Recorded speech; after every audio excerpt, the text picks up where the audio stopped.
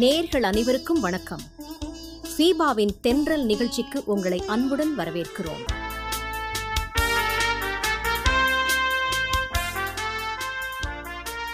இன்று நம்முடைய எளிய நடவடிக்கைகள் எப்படி நமக்கு சிறப்பான பழக்க வழக்கங்களை ஏற்படுத்துகின்றன என்பதை குறித்து கேட்க இருக்கிறோம். நேயர்களே, தானாகவே நிகழக்கூடிய அளவுக்கு போதுமான முறை மீண்டும் மீண்டும் வெளிப்படுத்தப்படுகின்ற ஒரு நடத்தைதான் நம்முடைய வாழ்க்கையில் பழக்கங்களாக மாறுகின்றன. வாழ்க்கையில் நீங்கள் ஒரு புதிய சூழ்நிலையை எதிர்கொள்ளும் போது உங்கள் மூளை ஒரு தீர்மானம் மேற்கொள்ள வேண்டியிருக்கிறது. இந்த சூழ்நிலைக்கு நான் எவ்வாறு என்னுடைய செயல்பாடுகளை அளிக்க வேண்டும், அல்லது நான் ஒரு பிரச்சனையை முதன்முறையாக எதிர்கொள்ளும் போது அதை நான் எப்படி தீர்க்கப் போகிறேன் என்பதும் எனக்கு உறுதியாக தெரியவில்லை என்றுதான் மூளை நம்மிடத்திலே பேசும். பலவற்றை முயற்சி செய்து பார்த்து நம்முடைய பிரச்சனைகளுக்கு நாம் தீர்வுகளை கண்டுபிடிக்க முயற்சிக்கிறோம். இந்த சமயத்தில் நம்முடைய மூளையில் மிக அதிகமான நரம்பியல் நடவடிக்கைகள் நிகழ்கின்றன. நீங்கள் உங்களுடைய சூழ்நிலையை கவனமாக ஆய்வு செய்து எப்படி நடந்து கொள்ள வேண்டும் என்பது பற்றிய பிரக்ஞையுடன் கூடிய தீர்மானங்களை மேற்கொள்ளுகிறீர்கள். நீங்கள் ஏராளமான தகவல்களை உள்வாங்கிக் கொண்டு அவை அனைத்தையும் அர்த்தப்படுத்த முயற்சிக்கிறீர்கள். மிகுந்த பலனளிக்கும் நடவடிக்கை எது என்பதை கற்றுக்கொள்வதில் உங்களுடைய மூளை மும்முரமாக இருக்கிறது. எடுத்துக்காட்டாக பார்ப்போமானால், நீங்கள் பதற்றமாக இருக்கும்போது சிறிது நேரம் வெளியே ஓடிவிட்டு வருவது உங்களுக்கு ஆசுவாசப்படுத்துவதை நீங்கள் கண்டறிகிறீர்கள். நாள் முழுவதும் வேலை செய்வதால் உளரீதியாக மனரீதியாக களைத்து போயுள்ள நீங்கள் வீடியோ விளையாட்டுக்களை விளையாடுவது உங்களை ஆசுவாசப்படுத்துவதைப் போல தெரிந்து கொள்ளுகிறீர்கள். நீங்கள் தொடர்ந்து ஆய்வு செய்து கொண்டே இருக்கிறீர்கள். பிறகு திடீரென்று உங்களுக்கு ஒரு பலன் அல்லாவிட்டால் ஒரு வெகுமதி கிடைக்கிறது. ஒரு எதிர்பாராத பலனை நீங்கள் எதிர்கொள்ளுவதை தொடர்ந்து அடுத்த முறை நீங்கள் உங்கள் உத்தியை மாற்றுகிறீர்கள். அந்த வெகுமதி அல்லது பலன் கிடைப்பதற்கு முன்பு நிகழ்ந்த நிகழ்வுகளை உங்கள் மூளை உடனடியாக பதிவு செய்து கொள்ளுகிறது. இது இனிமையான உணர்வை கொடுக்கிறதே, இதற்கு முன்பு நான் என்ன செய்தேன் என்று அது யோசிக்கிறது. முயற்சித்தல், தோல்வியடைதல், கற்றுக்கொள்ளுதல், வித்தியாசமாக முயற்சித்தல், அனைத்து மனித நடத்தைகளின் பின்னால் உள்ள பின்னூட்ட கருத்து சுழற்சி இதுதான். தொடர்ச்சியான பயிற்சியின் மூலம் பயனற்ற நடத்தைகள் மறைந்து விடுகின்றன. பயனுள்ள நடவடிக்கைகள் வலிமைப்படுத்தப்படுகின்றன. ஒரு பழக்கம் நம்முடைய வாழ்க்கையிலே இப்படித்தான் உருவாகிறது. ஒரு பிரச்சனையை நீங்கள் மீண்டும் மீண்டும் எதிர்கொள்ளும் போது அதை தீர்ப்பதற்கான செயல்முறையை உங்கள் மூளை தன்னியக்கப்படுத்த தொடங்குகிறது. உங்களுடைய பழக்கங்கள் என்பவை நீங்கள் அடிக்கடி எதிர்கொள்ளுகின்ற பிரச்சனைகளையும் மன அழுத்தங்களையும் தீர்க்கின்ற பல தொடர்ச்சியான தன்னிச்சையான தீர்வுகள்தான். பழக்கங்கள் என்பவை நம்முடைய சூழலில் மீண்டும் மீண்டும் எழுகின்ற பிரச்சனைகளுக்கான எளிய நம்பகமான தீர்வுகள் என்று நடத்தைசார் அறிவியல் அறிஞர்கள் கூறுகிறார்கள்.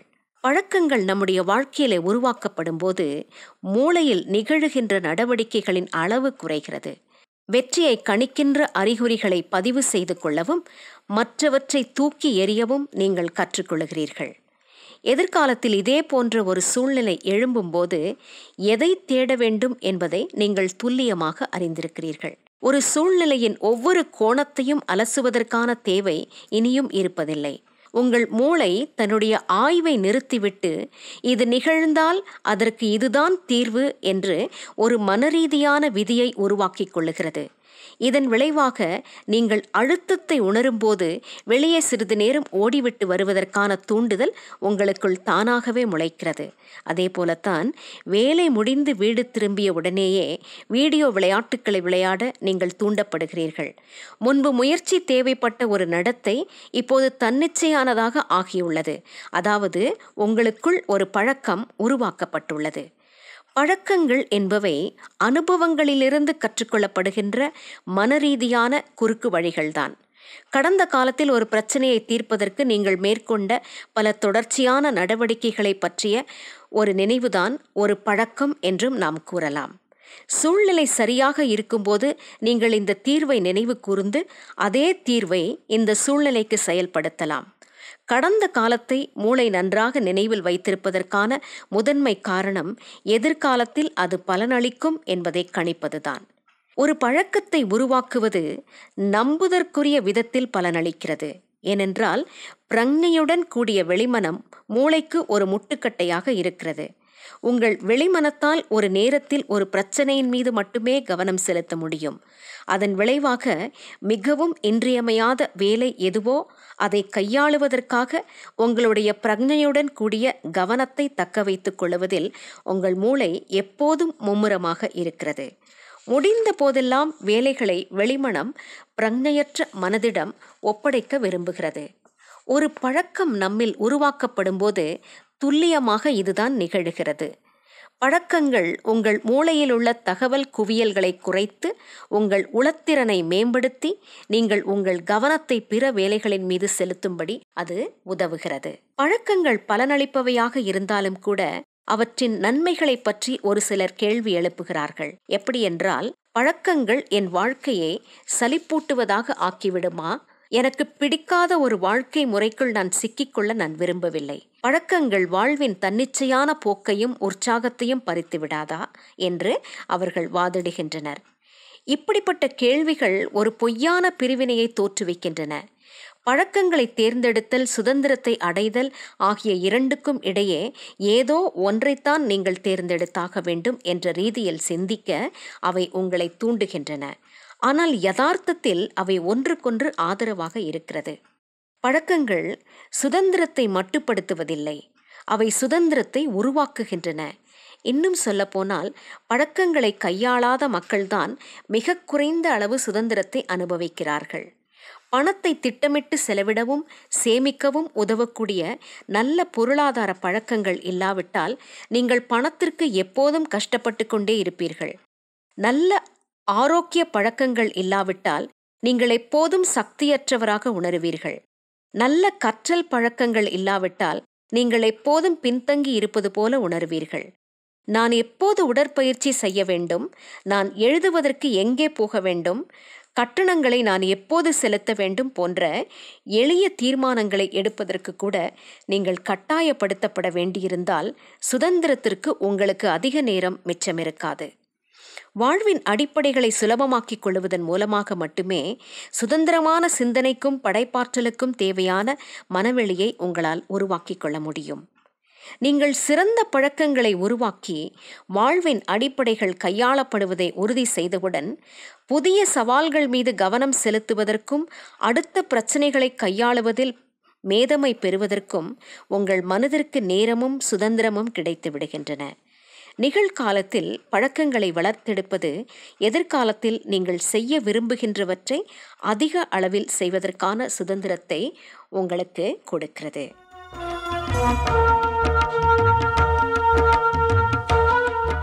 நண்பர்களே, பலன்கள் இல்லாவிட்டால் வெகுமதிகள் இருக்கின்ற இடங்களை பற்றிய அறிகுறிகளை கண்டுபிடிப்பதற்காக நம்முடைய மனம் தொடர்ந்து நம்முடைய அக சூழ்நிலைகளையும் புற சூழ்நிலைகளையும் ஆய்வு செய்கிறது. நாம் ஒரு வெகுமதிக்கு வெகு அருகே வந்துவிட்டோம் என்பதை முதலில் உணர்த்துவது அறிகுறிகள்தான். இயல்பாக அது ஒரு தீவிர நாட்டத்திற்கு நம்மை அழைத்துச் செல்லுகிறது. தீவிர நாட்டம் ஒவ்வொரு பழக்கத்திற்கும் பின்னால் உள்ள ஊக்குவிப்பு ஆற்றலாக காணப்படுகிறது. ஓரளவு ஊக்குவிப்போ அல்லது ஆழ்ந்த மனதில் காணப்படக்கூடிய விருப்பமோ இல்லாவிட்டால் நாம் செயலில் இறங்குவதற்கு எந்த காரணமும் இருக்காது. நீங்கள் தீவிர நாட்டம் கொள்ளுவது ஒரு பழக்கத்தின் மீது அல்ல, மாறாக அந்த பழக்கத்தால் உருவாகின்ற நிலை மாற்றத்தை நீங்கள் நாடுகிறீர்கள். ஒரு சிகரெட்டை புகைப்பதில் உங்களுக்கு நாட்டம் ஏற்படுவதில்லை, ஆனால் அது கொடுக்கின்ற நிம்மதி உணர்வைத்தான் நீங்கள் விரும்புகிறீர்கள். பல் துலக்குவது உங்களை ஊக்குவிப்பதில்லை, ஆனால் அது உங்கள் வாயை சுத்தப்படுத்துவதன் மூலம் உங்களுக்கு கொடுக்கின்ற ஒரு நல்ல விதமான உணர்வுதான் உங்களை ஊக்குவிக்கிறது. ஒவ்வொரு தீவிர நாட்டமும் இப்படியாய் உங்களுடைய உள்ளார்ந்த நிலையை மாற்றுவதற்கான ஒரு ஆழ் விருப்பத்துடன் தொடர்பு படுத்தப்படுகிறது. இது ஒரு முக்கியமான விஷயம். இதை பற்றி நாம் இன்னும் கூட கொஞ்சம் காணலாம். தீவிர நாட்டம் என்பது ஒவ்வொரு மனிதனுக்கும் நபருக்கு நபர் வேறுபட்டிருக்கிறது. பாருங்கள் நண்பர்களே, யதார்த்தத்தில் ஒரு அறிகுறிகள் எல்லாரையும் ஊக்குவிப்பதில்லை. ஒரு சூதாடிக்கு சூதாடுவதற்கான இயந்திரங்களின் ஒலி ஒரு தூண்டுதலாக அமையக்கூடும். சூதாடும் பழக்கம் இல்லாத ஒருவருக்கு இந்த சூதாட்ட இயந்திரங்களின் சத்தங்கள் அர்த்தமற்றவையாக தோன்றும்.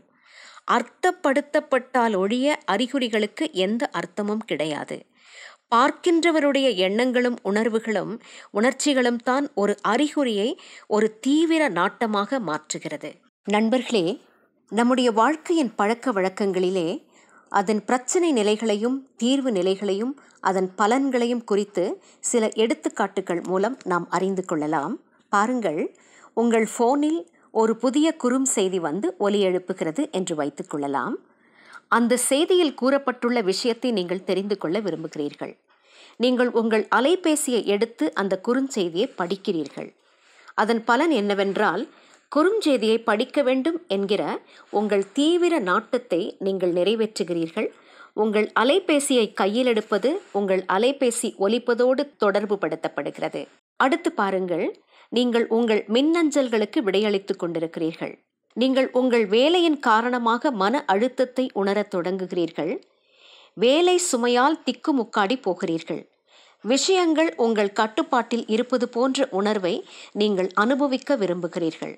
இதற்கு நீங்கள் என்ன செய்யலாம்? நீங்கள் உங்கள் விரல் நகங்களை கடிக்கிறீர்கள். மன அழுத்தத்தை குறைப்பதற்கான உங்கள் தீவிர நாட்டத்தை நீங்கள் பூர்த்தி செய்கிறீர்கள். உங்கள் நகங்களை கடிப்பது மின்னஞ்சல்களுக்கு பதிலளிப்பதோடு தொடர்பு படுத்தப்படுகிறது. அடுத்து பாருங்கள், நீங்கள் காலையில் கண் விழிக்கிறீர்கள். நீங்கள் விழிப்பாக இருப்பதாக நீங்கள் உணர விரும்புகிறீர்கள். ஆனால் நீங்கள் ஒரு டம்ளர் காஃபி அருந்துகிறீர்கள். இதனால் என்ன கிடைக்கிறது என்றால், விழிப்பாக இருக்க வேண்டும் என்ற உங்கள் தீவிர நாட்டத்தை நீங்கள் நிறைவேற்றுகிறீர்கள்.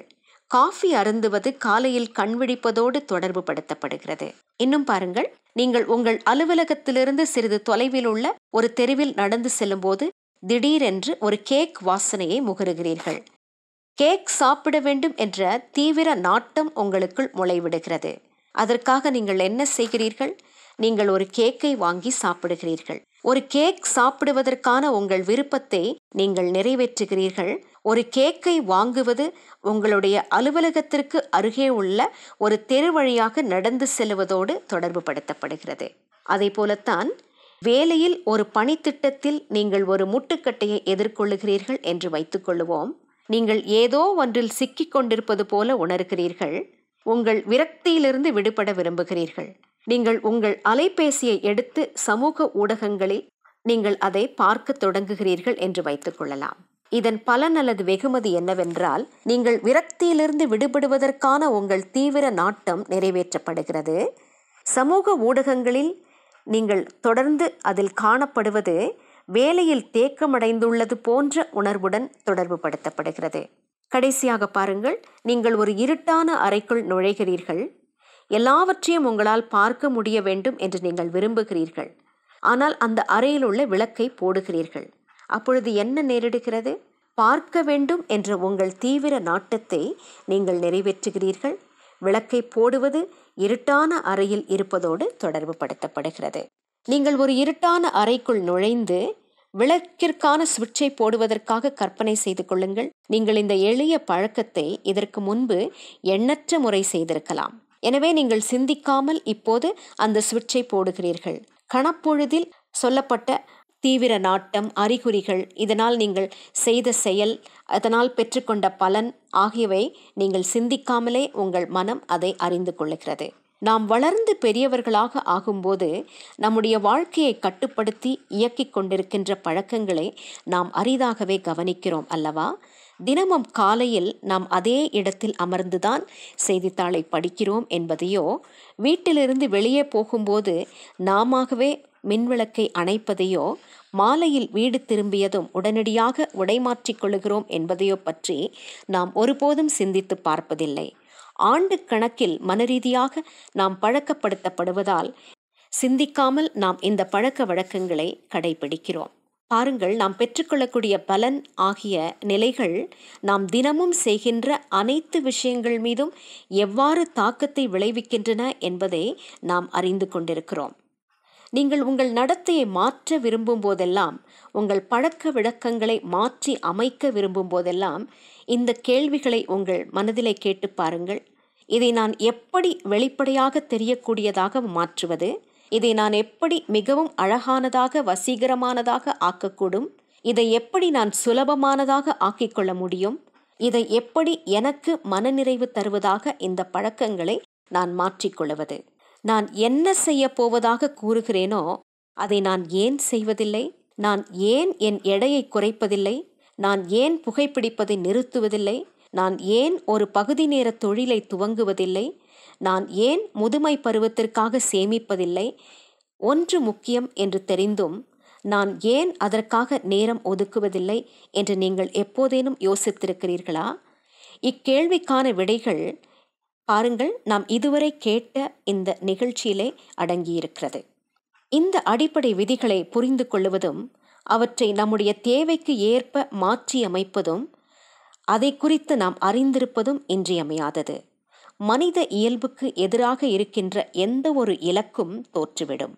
நம்முடைய வாழ்க்கையிலே உள்ள அமைப்பு முறைகள் தாம் நம்முடைய பழக்கங்களை வடிவமைக்கின்றன. நிகழ்ச்சியின் இறுதி பகுதிக்கு வந்திருக்கிறோம். வேதத்திலே பரிசுத்த வேதாகமம் சொல்லுகிறபடி வெளிப்படையாக நமது பழக்க வழக்கங்களை மாற்றி அமைப்பதை குறித்து சொல்லப்படவில்லை என்றாலும் கூட நம்முடைய செயல்பாடுகள் மற்றும் நமது தெரிந்தெடுப்புகள் குறித்து வேதம் நமக்கு தெளிவாய் சொல்லுகிறது. 2 தீமோத்தேயு 1:7 இப்படியாய் சொல்லுகிறது: தேவன் நமக்கு பயமுள்ள ஆவியை கொடாமல் பலமும் அன்பும் தெளிந்த புத்தியுமுள்ள ஆவியையே கொடுத்திருக்கிறார் என்று சொல்லுகிறது. அடுத்து பாருங்கள், ரோமருக்கு எழுதின நிருபம் 12:2 இப்படியாய் எழுதப்பட்டிருக்கிறது: நீங்கள் இந்த பிரபஞ்சத்திற்கு ஒத்த வேஷம் தெரியாமல் தேவனுடைய நன்மையும் பிரியமும் பரிபூரணமுமான சித்தம் இன்னதென்று பகுத்தறியத்தக்கதாக எங்கள் மனம் புதிதாகிறதினாலே மறுரூபமாகுங்கள் என்று சொல்லப்பட்டிருக்கிறது. எபேசியர் 5:15 வரையுள்ள வசனங்களை பாருங்கள். ஆனபடியினாலே நீங்கள் ஞானமற்றவர்களைப் போல நடவாமல் ஞானமுள்ளவர்களைப் போல கவனமாய் நடந்து கொள்ள பார்த்து நாட்கள் பொல்லாதவைகளானதால் காலத்தை பிரயோஜனப்படுத்திக் கொள்ளுங்கள். ஆகையால் நீங்கள் மதியற்றவர்களாயிராமல் கர்த்தருடைய சித்தம் இன்னதென்று உணர்ந்து கொள்ளுங்கள் என்று எழுதப்பட்டிருக்கிறது. நண்பர்களே, பவுல் அப்போஸ்தலன் பரிசுத்த வேதாகமத்திலே எழுதியிருக்கிற காரியம் என்னவென்றால், நான் விரும்புகிறதை செய்யாமல் விரும்பாத பாவப்பழக்கங்களை செய்கிறேன், அதை தொடர்ந்தும் செய்கிறேன் அல்லவா என்று எழுதுகிறார். நாம் விரும்பும் பழக்கங்களை செய்யும்படி நம்முடைய வாழ்க்கை முறையையும் அதன் அடிப்படைகளையும் நாம் மாற்றி அமைக்க நமது ஆண்டவர் தாமே நமக்கு உதவி செய்வாராக. உங்களுக்கு சமாதானம் உண்டாகட்டும். மீண்டும் அடுத்த நிகழ்ச்சியில் சந்திப்போம் நேயர்களே.